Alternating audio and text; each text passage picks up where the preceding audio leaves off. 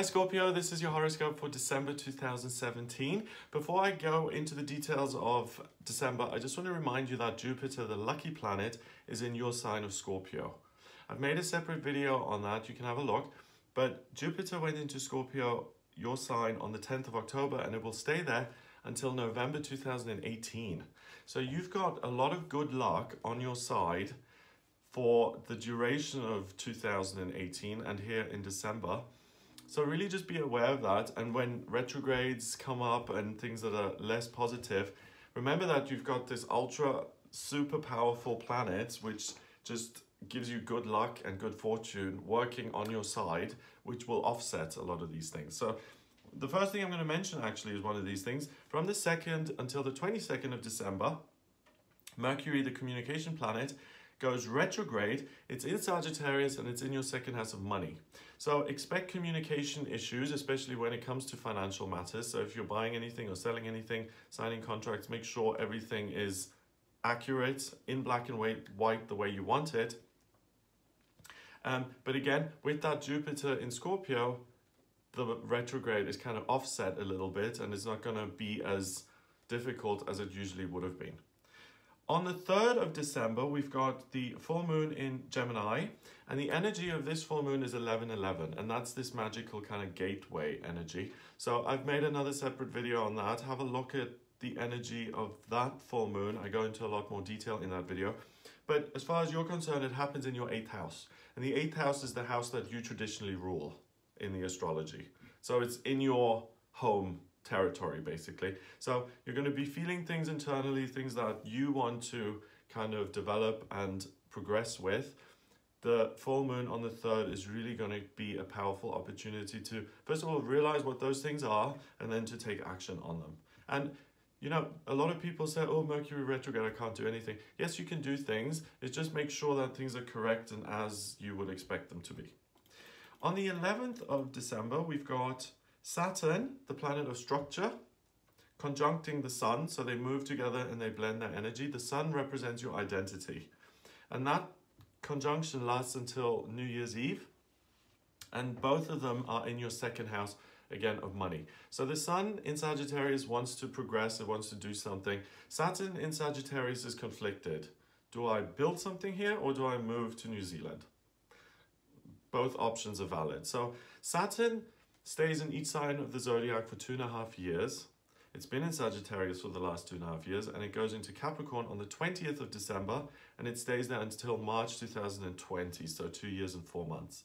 And that immediately is going to make you feel much more decisive and certain of how you want to progress and move ahead. So if there are things to be decided, if you can possibly wait until the 20th when Saturn moves into this much more concrete sign, wait until then, because it's going to be easier for you to make decisions. You're not going to be like, oh, should I, shouldn't I? It's just like, okay, I feel good about this, I'm going to go for it. Much easier. On the 17th of December, we've got Mars trining Neptune, so they're 120 degrees apart and form a relationship, and that stays in place until the 6th of January 2018. Now, Mars is in Scorpio in your first house, next to Jupiter in Scorpio in your first house. So you got good luck and this male principle of drive and desire in your first sector of self. And it connects with Neptune in your 5th. So what are my dreams when it comes to relationships, children, family, the family unit? What has been disappointing to me in the past? What do I want to repeat and not repeat? And how do I feel about the whole thing? And what do I want to achieve in that area of my life? Achieve is a weird word because you can't really achieve love. You can't really achieve family. It's something that's a miracle. Love is a miracle. Birth is a miracle. And there's not much you can do to work towards it. But what you can do is you can manifest and you can have faith and you can trust that good things are on your way, and you can imagine who you want to be with, what your life will look like, and you can put that out into the universe.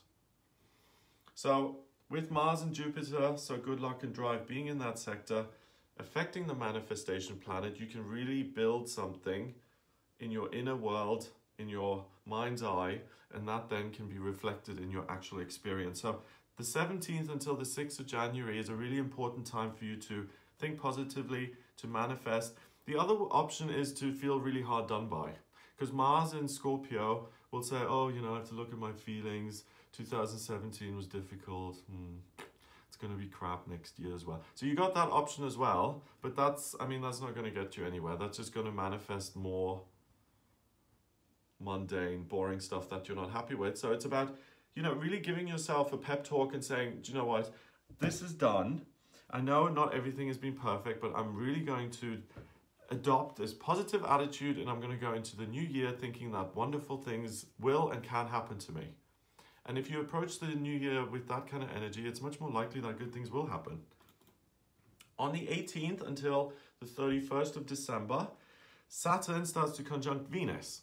And Venus is the planet of love and beauty. It's at 21 degrees in Sagittarius in your second house. So you're going to be involved and interested in how you can make more money and what you can do, what you can implement to progress in terms of your financial life and to be more prosperous and abundant.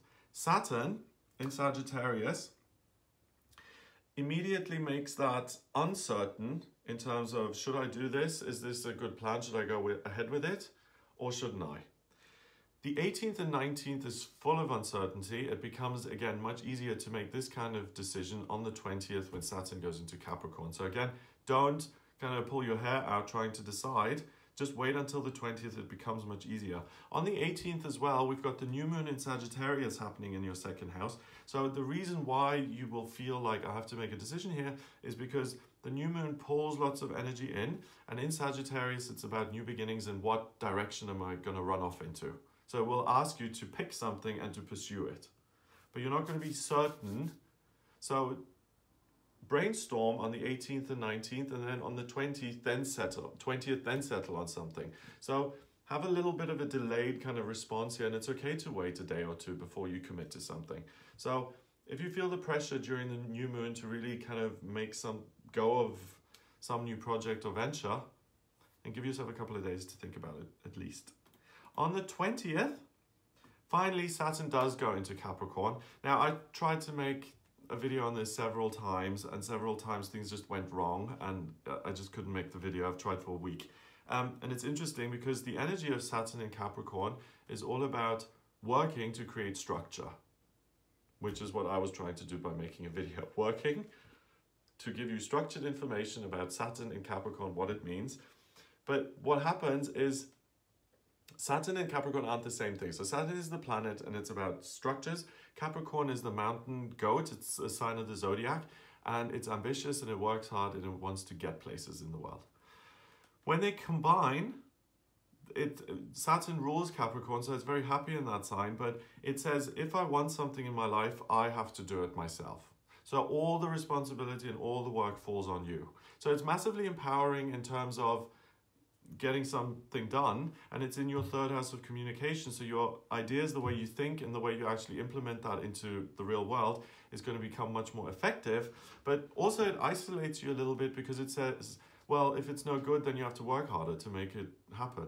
And you're not a machine, you're a human being. So you have to make time for play and love and relaxation and, you know, self-care. You're not a robot. You can't just, okay, I have to make everything happen. So during this Saturn in Capricorn period, which does last until 2020, make sure that you give yourself a break and deliberately plan in fun activities because you're going to be productive anyway. On the 21st of December, we've got the winter solstice in the Northern Hemisphere. That's the shortest day of the year. Southern Hemisphere, other way around. And for you, the North Node is in Leo in your 10th house. And everything else is at the bottom of your chart. So it looks like a kind of seesaw. So you've got a handle there and something swinging underneath. So the thing that really is most important during this day on the 21st is what is it you're trying to achieve in your working life, especially if you want to have more recognition for what you're doing, either as a person, like look at me how wonderful I am as a singer, as a public speaker, life coach, or look at what wonderful work I've created or what wonderful buildings I've designed, that kind of stuff. It's at 17 degrees, which is power. So how are you going to make an impact on the world? So if you're someone who wants to make some sort of impact, but you don't know exactly what that's going to look like, the winter solstice is going to give you lots of good ideas. 24th of December, so if you're German and celebrating, Merry Christmas. Again, everything is at the bottom of your chart. You've got a lot of planets in your third house of communication. So you're very clipped and very precise when it comes to what you're saying to other people. Emotionally, you will sense, you will tune into the energy anyway, but you're going to find it a little bit of work. You're going to really kind of make sure that you don't say the wrong thing, and you're really going to take care that it's a nice Christmas for people. So just make sure that you don't take on other people's responsibility. I mean, you can make the house nice and decorate it if people, you know, if family are coming to visit, or if you're going to someone's house, you can bring them something, you know, just as a hello, not just a Christmas present, but thanks for inviting me. But if you are the person planning it, then you're taking it really seriously and you want everyone to be happy, but you are not in control of other people. So make sure that if things don't go 100% perfectly, they don't go exactly as you planned, that you don't take on all of that responsibility yourself and say, oh, you know, if I put in more effort, then Christmas would have been wonderful. So that's the first time Saturn in Capricorn is putting all the blame on you, you see? And that's where you have to kind of use your head a little bit and say, well, actually, I'm not the one who kicked off. It was Uncle John who started throwing plates, you know, that kind of thing. 25th of December, Venus goes into Capricorn in your third, so you become even more controlled, very, very good at managing conflict, difficult situations. Doesn't mean that it's going to be difficult, but if anything problematic does arise, you can squash it really quickly. Finally, New Year's Eve, we've got the moon in Gemini in your 8th house, the house that you rule. And that is very comfortable there. And if you look at the glyph of Gemini, it's a Roman numeral 2, it's a doorway. So you look at the new year with a sense of optimism, power, how you can assert yourself, how you can shine in the spotlight, or your work can shine in the spotlight. And you really get a good idea of how you can go into the year and start to implement these things. You've got 6 things in Capricorn. You've got Saturn in Capricorn, Black Moon, Lilith in Capricorn, Venus, you're transiting midheaven, the Sun, and Pluto. So everything is about how can I take my ideas and make them concrete in the real world. So I hope that gives you something to go on for December. If you would like a private reading with me, then please get in touch via my website. It's gregoryscott.com.